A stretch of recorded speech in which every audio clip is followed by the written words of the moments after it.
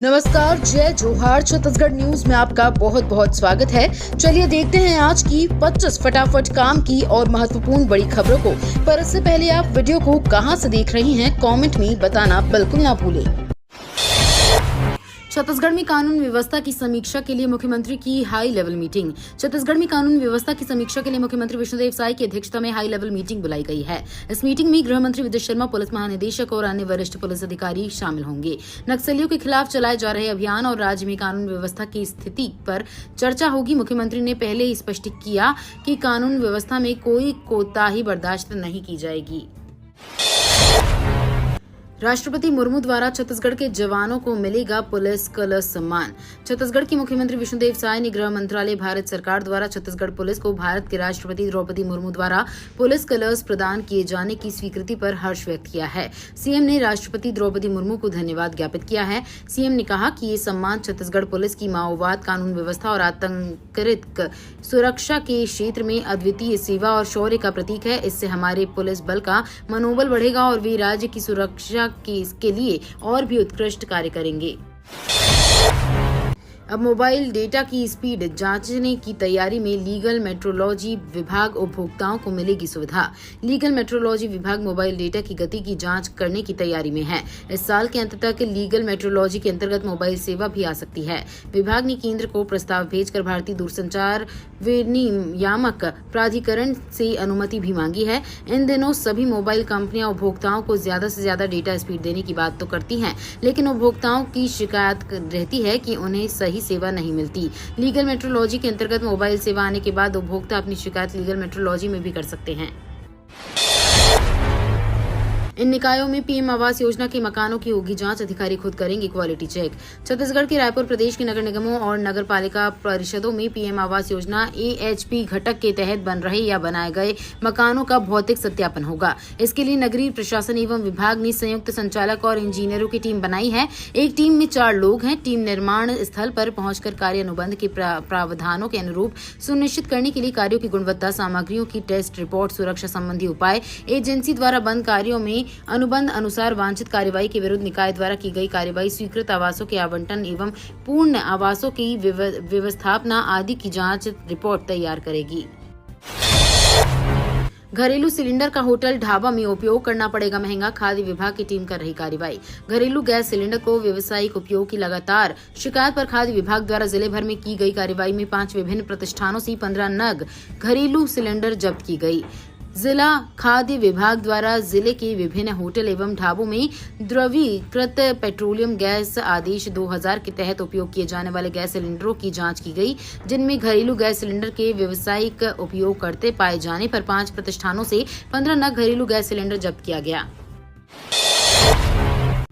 अब मरीजों को भटकने की जरूरत नहीं, जिला अस्पताल में हुई स्त्री रोग विशेषज्ञ की भर्ती। जिला अस्पताल में लंबे समय बाद स्त्री रोग विशेषज्ञ की भर्ती हुई है। इसके बाद प्रसव की संख्या में भी बढ़ोतरी हुई है।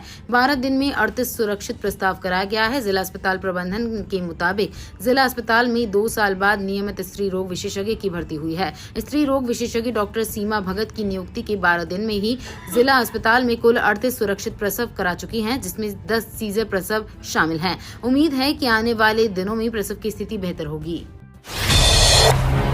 84 लाख श्रमिकों का हुआ रजिस्ट्रेशन। मंत्री बोले, राज्य में श्रमिकों को रोजगार उपलब्ध कराने त्वरित कार्यवाही करें। छत्तीसगढ़ राज्य में श्रमिकों को रोजगार मुहैया कराने के लिए त्वरित कार्यवाही करें और शासन की योजनाओं का लाभ दिलाएं। श्रम मंत्री श्री लखनलाल देवांगन ने स्थानीय होटल में श्रम विभाग द्वारा श्रमिकों का सशक्तिकरण, भविष्य का निर्माण विषय पर आयोजित कार्यशाला के समापन अवसर पर कहा कि प्रत्येक श्रमिक को काम देने के लिए श्रम विभाग द्वारा 84 लाख श्रमिकों का पंजीयन कर योजनाओं से लाभान्वित कर रही है। नाइट लैंडिंग के लिए रनवे लाइट का काम पूरा, डीजीसीए के निरीक्षक का इंतजार। छत्तीसगढ़ के बिलासपुर जिले में बिलासा एयरपोर्ट में नाइट लैंडिंग और अन्य सुविधाओं के विस्तार के जमीन अधिग्रहण की प्रक्रिया पूरी होने के साथ ही जरूरी इंफ्रास्ट्रक्चर कार्य कराए जा रहे हैं, लेकिन रनवे लाइट इंस्पेक्शन लंबित है। एक बार ये इंस्पेक्शन कर रनवे लाइट चालू करने की डीजीसीए से अनुमति मिल जाने के बाद नाइट लैंडिंग के लिए आगे की प्रक्रिया शुरू हो पाएगी। नाइट लैंडिंग के लिए एयरपोर्ट पर बेसिक काम पूरे हो चुके हैं। डीजीसीए की टीम के निरीक्षण का इंतजार है। इसके बाद आगे की प्रक्रिया होगी। टीम द्वारा जल्द ही निरीक्षण किया जाएगा। दीपावली पर 1 लाख से अधिक दिए बांटेंगे मनोहर गौशाला, कहा जहरीले रसायन युक्त खेती को रोकना जरूरी। छत्तीसगढ़ की रायपुर शहर में मनोहर गौशाला जैविक खेती को बढ़ावा देने और जहरीले रसायनों के उपयोग को कम करने के लिए लगातार प्रयास कर रही है।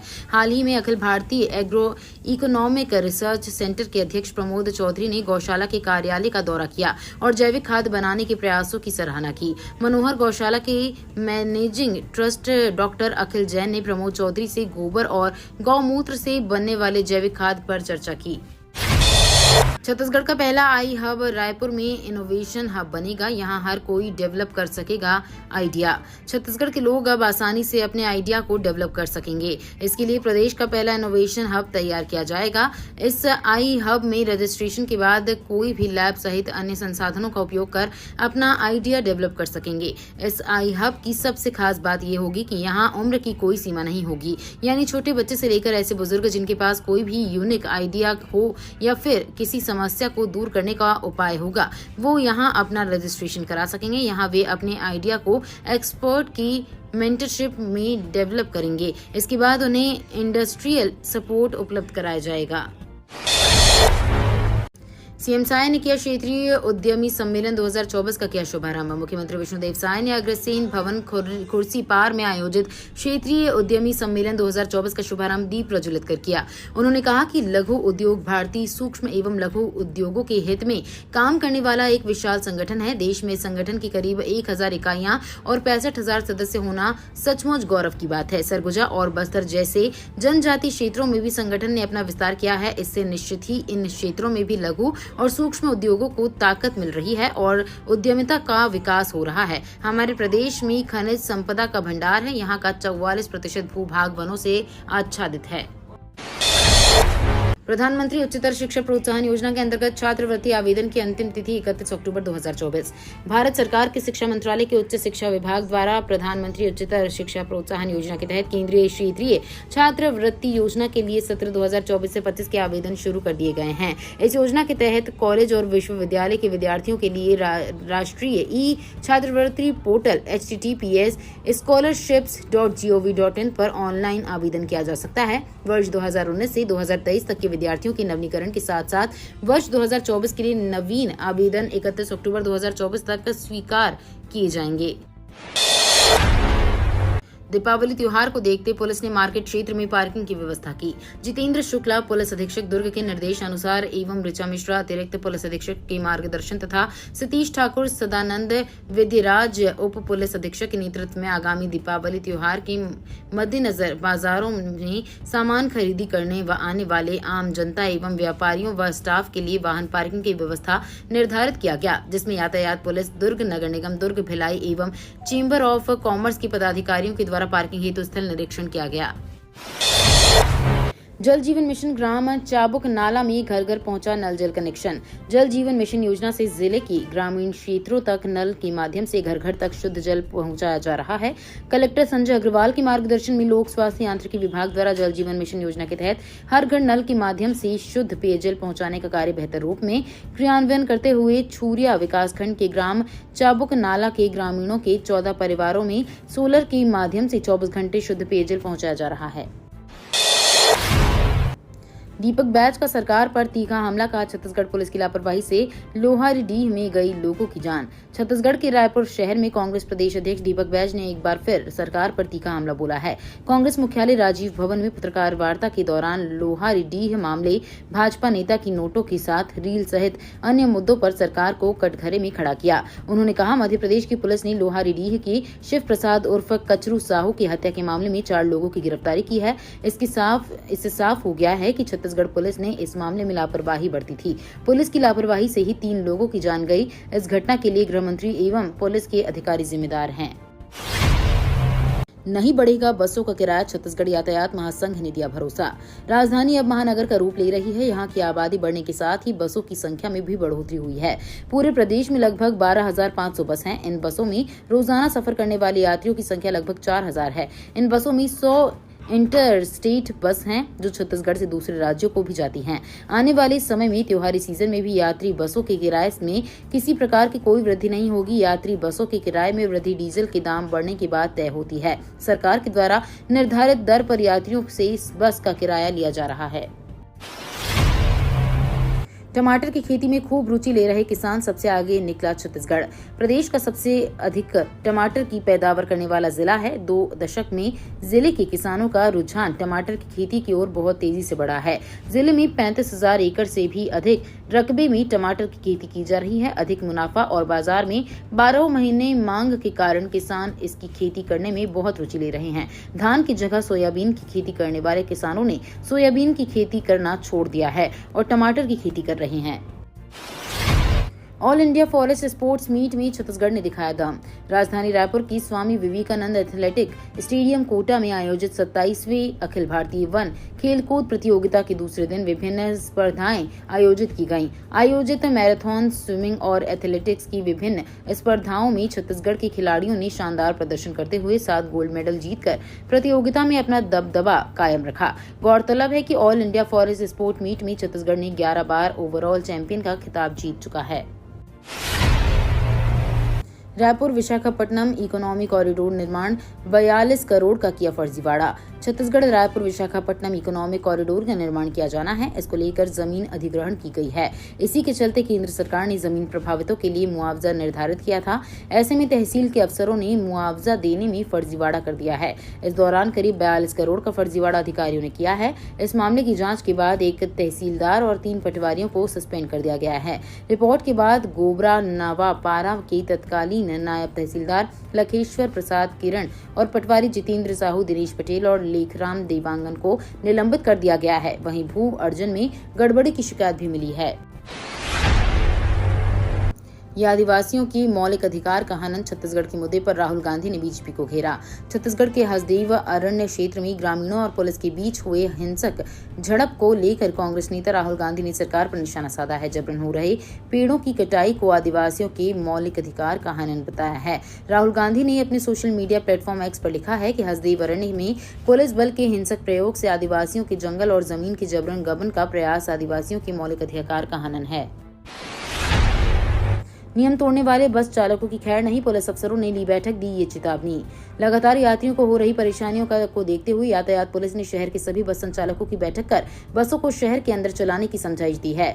नदनमारा के पास कनेक्टिंग सड़क बनने के बाद बस चालक बसों को नदनमारा की ओर से शहर के अंदर प्रवेश कर नहीं चला रहे थे, जिससे बस में सफर करने वाले यात्रियों को परेशानी हो रही थी। यात्रियों की परेशानी को देखते हुए यातायात पुलिस ने बस संचालकों की बैठक लेकर समझाइश दिया है। बिलासपुर को 5 साल में नहीं मिला वैकल्पिक मार्ग, हाईकोर्ट रोड पर बढ़ा यातायात का दबाव। बिलासपुर में लगातार ट्रैफिक का दबाव बढ़ रहा है, जिससे आए दिन सड़क पर जाम की स्थिति बन जाती है। हाईकोर्ट रोड पर यातायात व्यवस्था सुधारने और लोगों को वैकल्पिक मार्ग की सुविधा उपलब्ध कराने की योजना बनाई गई, लेकिन बजट में शामिल इस प्रस्ताव को अब तक स्वीकृत नहीं मिल पाई है, जिसके चलते काम शुरू नहीं हो सका है। सड़क निर्माण के लिए 16 करोड़ रुपए का प्रस्ताव तैयार कर स्वीकृति के लिए राज्य शासन को भेजा गया है। कलेक्टर अवनीश ने प्रस्तावित रोड का निरीक्षण कर लोक निर्माण विभाग के अफसरों को 1 सप्ताह में प्रतिवेदन प्रस्तुत करने के निर्देश दिए हैं। बाल विवाह रोकने के लिए जागरूकता की जरूरत, सिर्फ सजा से कुछ नहीं होगा। बाल विवाह पर सुप्रीम कोर्ट ने कहा, बाल विवाह रोकने के लिए जागरूकता की जरूरत है, सिर्फ सजा के प्रावधान से कुछ नहीं होता। हमने बाल विवाह की रोकथाम पर बने कानून के उद्देश्य को देखा और समझा। ये अप्रभावी साबित हुआ क्योंकि इसमें कई खामियां हैं। बाल विवाह रोकथाम कानून को पर्सनल लॉ के जरिए बाधित नहीं किया जा सकता। इस तरह की शादियां नाबालिगों को जीवन साथी चुनने की आजादी देने के अधिकार का उल्लंघन करती है। डिलीवरी बॉय और ठेके पर काम करने वालों को मिलेगी पेंशन, सरकार देगी सुरक्षा। केंद्र सरकार गिग वर्कर को आर्थिक सुरक्षा की बड़ी सौगात देने की तैयारी कर रही है। केंद्रीय श्रम मंत्री मनसुख मंडाविया ने कहा कि कार्य आधारित भुगतान पर काम करने वाले गिग कामगारों को पेंशन और स्वास्थ्य सेवा जैसे सामाजिक सुरक्षा लाभ देने के लिए पॉलिसी बनाई जा रही है। मंडाविया ने पत्रकारों से बातचीत में कहा कि नीति आयोग ने देश में गिग गतिविधियों और ऑनलाइन मंचों से जुड़े 65 लाख कामगार होने का अनुमान लगाया है, लेकिन इस सेगमेंट में हो रही तीव्र वृद्धि को देखते हुए ये संख्या 2 करोड़ से अधिक हो जाने की संभावना है। बदलेगा मौसम का मिजाज, अगले 4 दिनों तक होगी तूफानी बारिश। पिछले 11 सालों में राजधानी की रातें सबसे ज्यादा तप रही हैं। अब तक सबसे ज्यादा न्यूनतम तापमान 25 अक्टूबर 2019 को 21.6 डिग्री रहा था। इस बार अक्टूबर का तीसरा सप्ताह गुजरने वाला है, लेकिन न्यूनतम तापमान 25 डिग्री से ज्यादा या आसपास बना हुआ है। इस कारण रात में काफी गर्मी रहती है, वहीं दिन में उमस ने लोगों को बेहाल कर दिया है।